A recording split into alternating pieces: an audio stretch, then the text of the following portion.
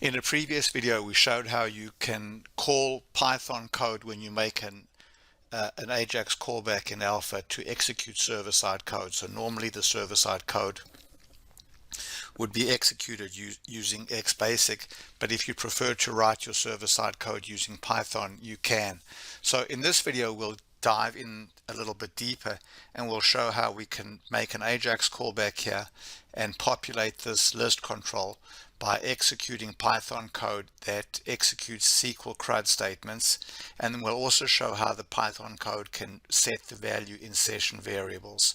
So at this point, we have not yet executed any of our Python code. So when we click this button to read the value of the session variable, we see that the session variable is not found.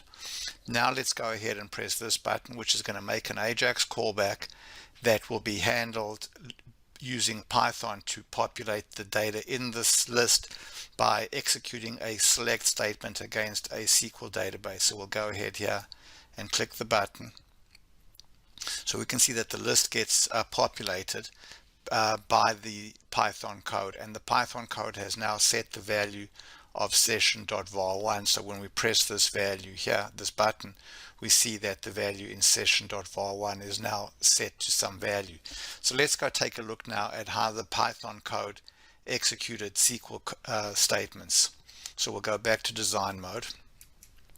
First we'll look at this button, and we can see it's making an Ajax callback to an Xbasic function called Populate List. So if we go look at Populate List, we'll see that this function Populate List immediately turns around and calls into a Python function called Populate List that is stored in module 1 and then returns the value. So let's go take a look now at the definition of Populate List. So we'll go over to our Python module, and we can see in our Python module we have a function called Populate List, and it takes session and request as input parameters. And then the first thing that we do is we import a library. This is the Alpha Anywhere Python SQL library, which allows us to execute alpha DAO commands to talk to a SQL backend database. So we'll go there, and you can see that we're going to go here and create a connection object. So we'll use aapy_SQL.connection to create the connection object. We'll define our connection string. So there's our connection string. We'll go ahead now and open our connection. We'll specify the SQL that we want to execute, which is select star from customers. Then we'll call the execute method on this connection object.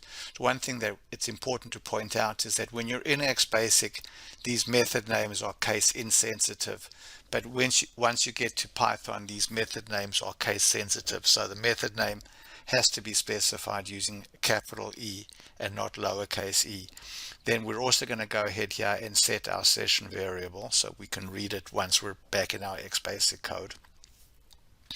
And then here we execute the SQL statement over there, and now we read the value from the SQL result set into a JSON variable, and now we compose the JavaScript code to send back to the browser. So here's our JavaScript code. We're going to be populating a list called list1. So we say var lobj equals dialog.object.getControl list1. So now we have a pointer to the list control.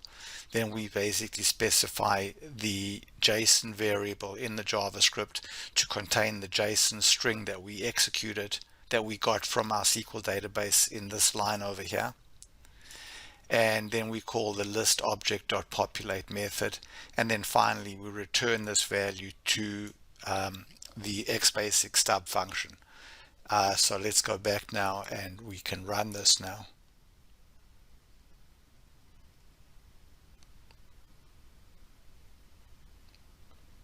So when we press this button, we can see that the list gets populated. So what we've shown over here is an example of an Ajax callback that uses a simple stub Xbasic function.